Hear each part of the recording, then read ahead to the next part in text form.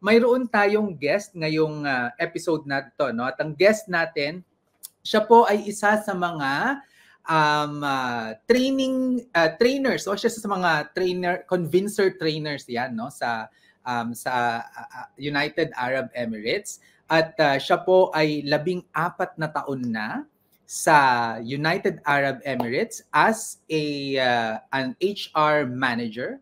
Pero siya po ngayon ay I think nagtayo ng kanyang sariling business doon. So, without further ado, tawagin natin si Michael from Dubai na magre-report sa atin ano bang nangyayari sa scam na yan. Ano? Si Michael, okay, ang ating Dubai correspondent. Ayan, sige. So, hello, Michael! Hello sir, good afternoon po. Good afternoon po sa inyo lahat. Magandang hapon po. Ayan, okay. So sige nga, tell us about this about this loan scam na nangyayari diyan sa Dubai ngayon. Ayun. Okay, sige sir. Actually, eto siya, nangyari lamang kasi I have a very close friend, no? Na hindi ko siya ini-expect actually na manghiram ng pera kasi ever since hindi naman siya ganong klaseng tao. But naka-receive kami ng tawag sa kanya and message, and we thought that it was an emergency, and of course being a friend, sa amin sana gusto naman naming magpahiram, but due to the training nga, no, ng SEDPI and na ninyo, no, pag nagpapahiram tayo, we always ask questions to be a responsible. Ay, nako, nawala siya. And, si Mike. Ako ba yung nawala or si Michael? I think, so we ask questions to understand bakit kailangan ng pera, and if it's really an emergency, willing naman tayong tumulong at that time. Unfortunately, upon asking questions, there are red flags na nalaman namin na it looks familiar and parang scam. So we asked her to itigil muna o i-pause muna and start asking more questions sa kanyang ina-applyang lending, kunwari. Online lending, fast approval, low interest, and easy release ng pera daw po. Yun yung ng pera. Doon po natin na-discover. Sige, bago tayo magpatuloy diyan, ipakita lang natin yung yung ating prepare mo na graphics. So ito yung mismong nakikita online, na pagpapautang. At dito pa lang parang hindi mo na makita kung ano yung entity, hinahanap ko kung ano yung entity na nagpapautang niyan. So yun, isang red flag na yun actually, kasi usually dapat very prominent yan kung anong organization yan, no?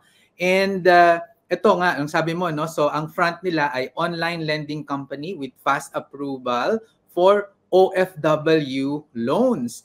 At ni-report mo na ito sa Securities and Exchange Commission. Kung tinanong mo kung sila ay legitly na operating and registered, and according nga sa kanilang agency, no, sa SEC, ay suspended by virtue of order dated February 16, 2024 itong Global One Finance and Investment Corporation. Okay, sige, can you walk us through yung mga steps, paano to nangyari? Okay, so paano siya nangyayari? Mostly yung mga OFW, yung target nila using the Facebook ads. So they use Facebook as their initial step sa funnel nila para maabot yung kung sino man yung tinatarget nila na nangangailangan ng loan. Promising na magbibigay ng mabilisang answer doon sa nangangailangan ng pera, kumbaga. Right. Low interest, and mabilis na transaction, transfer agad, kumbaga, release ka agad yung pera. So that's the first step. When you click on these ads, may magchat-chat sa'yo kaagad, sir. Actually, pinasok natin yon. May magchat-chat sa'yo kaagad, and then they will explain kung ano yung kailangan, kung up to magkano, yung maluloan mo. And hihingi sila sa iyo ng mga identity, IDs Oo. na very crucial Para na mag-proceed dun sa ano no, para mag-proceed kunwari, sa transactions. Oo. sa next Pero step. dun pa lang, so kung ikaw ay isang OFW no at meron kang advertisement na nakita na ganyan, lalong-lalo na kapag sa social media mo nakita yan, kailangan i-verify mo siya with various channels. Kasi usually, ang mga legit na mga organizations, no, multiple channels yan nag-a-advertise. So mayroon sa social media, mayroon din usually sa website. May website ba itong ano na to, itong organization? Unfortunately, sir, wala silang mga website. Oh, walang website. O isang red flag na 'yan. Kasi usually importante yung website na 'yan kasi matitrace yung IP address ng website at makikita natin kung kanino 'yan registered, sino yung nagpapaandar niyan, yung webmaster niyan at matitrace natin kung sino. Kaya very important yung website. Tapos ang pinakaano diyan talaga ang gusto natin ay sana may physical, no? Pero actually ito nga ay dahil nasa abroad. So, walang physical office na nakikita. Wala po, sir. And even the Facebook page, if you would dig deeper, and then you will see the about page of every Facebook page. Kasi sir, they show up as different lending companies, iba-ibang lending companies, but they have the same scheme, they have the same steps. So, iba't ibang lending companies, they show up in your ads. And then if you check their Facebook page, makikita po ninyo that the Facebook page is bago pa lang siya na lumabas, bago pa lang siya nagawa. And if you check kung sino yung mga managers ng Facebook page na ito, makikita po ninyo na nasa Thailand, nasa ibang bansa, dalawa sa Pilipinas, dalawa sa ibang bansa. So, but I think some of us, kasi wala tayong that kind of skill to really dig deep and to check. Kaya mas maganda na may info drive tayo na ginagawa just like this.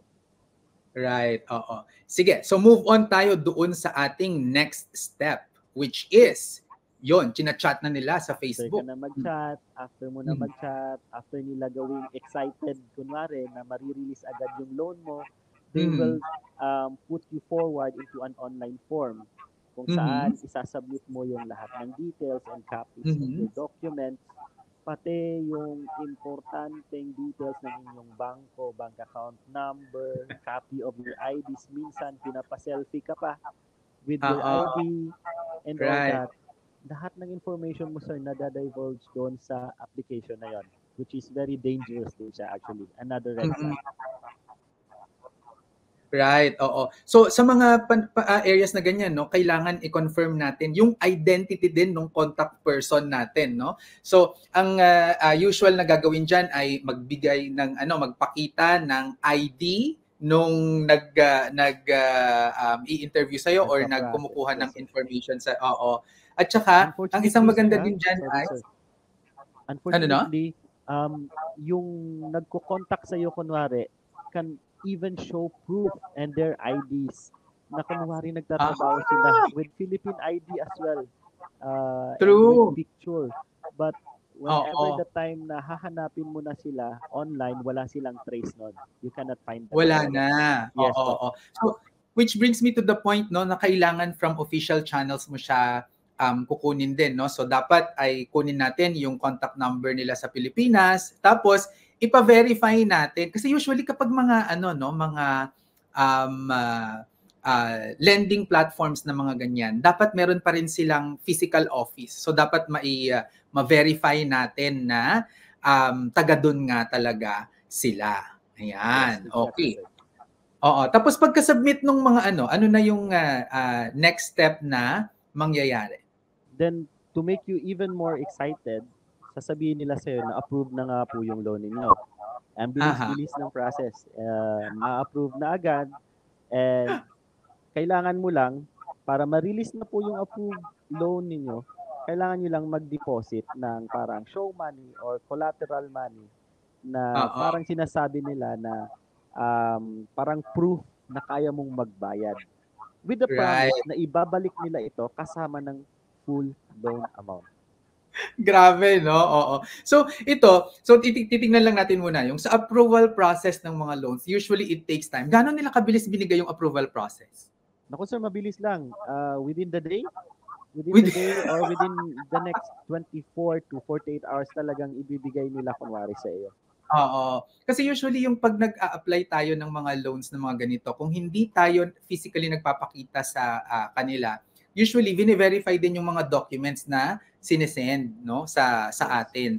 Kaya usually it will really take some time unless mayroong secondary information na kinukuha sa iyo no yung financial institution. So usually ang approval process it really takes time no. And for example, if you take a look at it, kuwari GCash or yung mga Maya, ganyan, mabilis din naman yung kanilang approval process. Pero kasi ano sila lisensyado sila at legit na legit, 'di ba? Lisensyado sila at wala tayong reklamong naririnig tungkol sa mga naloloko no na sila ay nakuhanan ng pera dahil sa mga channels na yon. So kailangan natin yon. The approval process for loans takes time.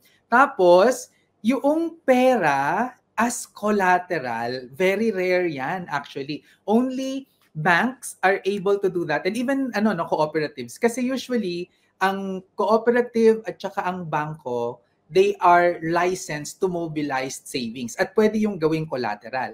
Pero kapag pera talaga yung ilalagay mo bilang collateral, naku, sobrang red flag yan. Saan ka pa nakakita ng di ba? Saan ka nakakita ng maglo-loan ka pero oy magbayad ka muna. Yes, sir. Well, which is talagang when we were trying that process kasi nung sinusundan natin, then yun na talaga yung nagsabi na kami sa kaibigan namin na, oops, talagang scam na to, we have to stop it as soon as possible. Kasi nangihiram siya with a big amount and para daw ma-release na yung pera niyang hinihiram. So that was really the red flag for us to really stop the transaction. And yung mahirap pa to, yung ibang kasama nating OFW will really manghihiram ng pera sa kung kanino kahit saan para lamang mai-release yung pera na i-promise sa kanila, which is not gonna happen. Oo. At saka they really play with your emotions. Talagang ina-identify din nila, pinapakiramdaman nila kung sino yung mga taong nangangailangan talaga at gagawa ng paraan para makuha yung mas malaking amount, 'di ba? Exactly. Kasi parang ang promise ay magbibigay ka ng small amount tapos mabibigyan ka ng mas malaki. Yes, sir. Oo, 'di ba? Ayun. Sige, tapos yung next step natin. So naka-deposit na ng for collateral. Ano yung susunod na naman na gagawin nila? Yes, sir. Yung susunod nilang gagawin, after mong mag-deposit, binigyan ka nila ng bank account o kaya GCash number, ay sasabihin nila sa yung, uy, mali po yung pinaglagyan mo ng pera, mali yung pangalan, sa mali na punta, or kaya may problema sa bank, hindi nila na-receive, and may problema, and you have to do it again. Kailangan mo magbigay ulit ng pera. So, minamaximize talaga nila po. Minamaximize nila yung ihuhulog mong pera. Correct, So, parang pinasabihan ka na, oy, may problema, so magbayad ka ulit, At meron pa yung mga taxes na sinasabi mo nga na Yes, magbabayad ka rin ng bank charges at saka ng taxes. Usually, mga walang ganito, no? Kapag umutang ka sa mga online platforms na reputable siya, usually walang cash outlay 'yun eh. At ang pinaka maximum na nakita ko na outlay ng cash ay kunwari, meron ka ang loan ay say 20,000 pesos. Kakaltasan nila yung 20,000 pesos. Instead na 20,000 yung makukuha mo, 18,000 na lang for example. Pero hindi ka nag outlay talaga para makuha yung pera. Okay. And then, ano nang mangyayari after that?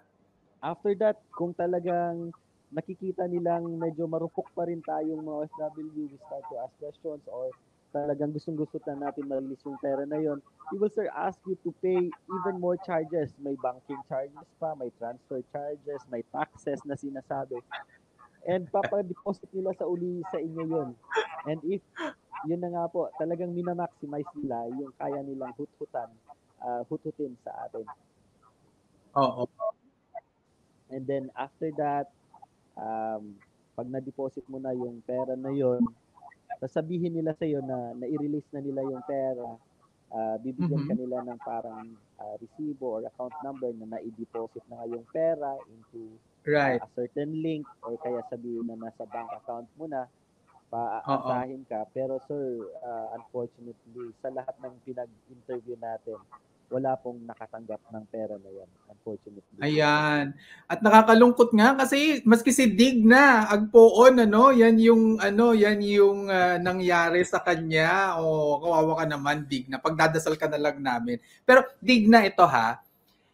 Nangyari na yan sa'yo. Sana naman, wag nang maulit, di ba? So, treat mo yan as an expensive lesson, no? Na sa nangyari sa iyo. Ayan, okay. At so, ang binibiktima lang ba ng mga ito, Michael, ay mga Pilipino lang?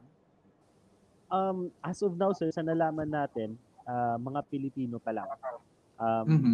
Kasi halos mga Pilipino, especially OFWs, alam natin may mangilan-ngilan from Hong Kong, from Saudi, from Kuwait, from Bahrain, and nasa mga Middle East countries yung talagang binibiktima nila.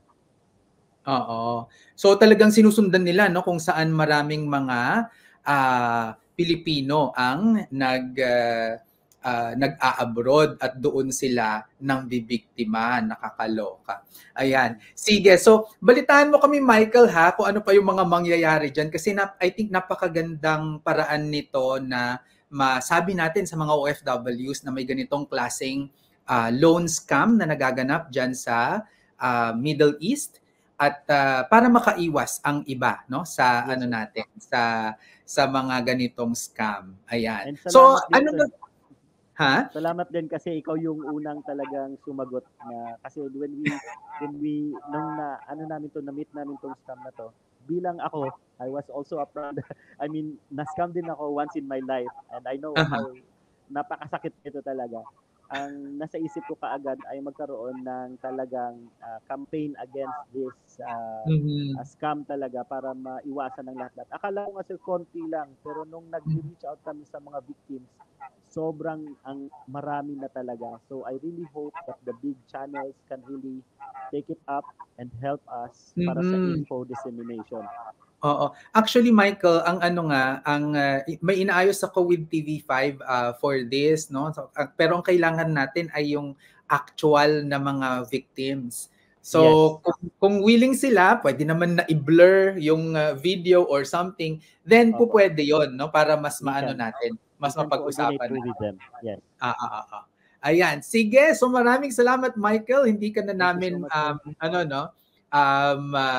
papastayin pa ng matagal kasi alam ko busy-busy ka dyan sa Dubai. At see you soon, hopefully. See you soon, sir. Salamat. Yan. Okay, sige. Thank you. Bye-bye. Ayan. So, yan po si Michael, no? Ang isa sa mga convincer trainers natin sa Dubai.